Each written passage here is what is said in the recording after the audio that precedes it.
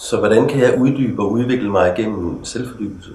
Det er det, jeg gerne lige vil bruge 2 minutter sammen med dig på, her på den her lille video.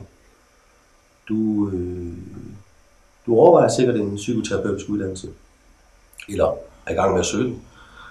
For os, instituttet, er psykoterapi lig med dannelse. Det er ikke på nogen måde, man kan sige, at vi har ikke nogen interesse i at fylde en masse redskaber på en studerende, som så skal ud og arbejde med den. Måske mere at være med til at være iagttager af dit forløb, et dannelsesforløb, hvor du både går ind i nogle filosofiske rum og forsker med dig selv og i samvær med dine medstuderende.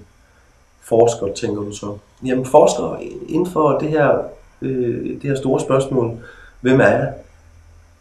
Det er sådan et spørgsmål, som mange psykoterapeuter eller i det hele taget mennesker, der arbejder med selvfordybelse, stiller sig selv.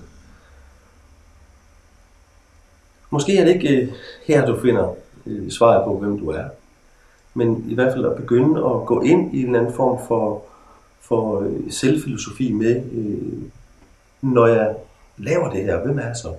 Når jeg er sammen med min familie, hvem er jeg så? Når jeg står over for det her problem, hvordan er jeg så i mine følelser? Hvordan er jeg så i min krop? Hvad er det så for nogle tanker, jeg vælger at lytte til? Så muligvis, at du på en eller anden måde kommer ind i et rum af en form for åndelig praksis. Et eget meditativt rum, hvor du giver dig selv muligheden for at være iagttageren af din krop, af dine følelser og dit sind.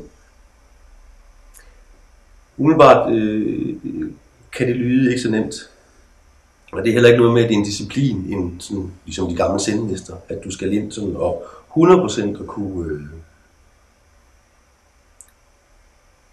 kunne leve op til det. Ikke? Du får ikke et bælte eller noget som helst, men du får selvfølgelig en længerevarende uddannelse, hvor at nogle af de her spørgsmål vil blive stillet.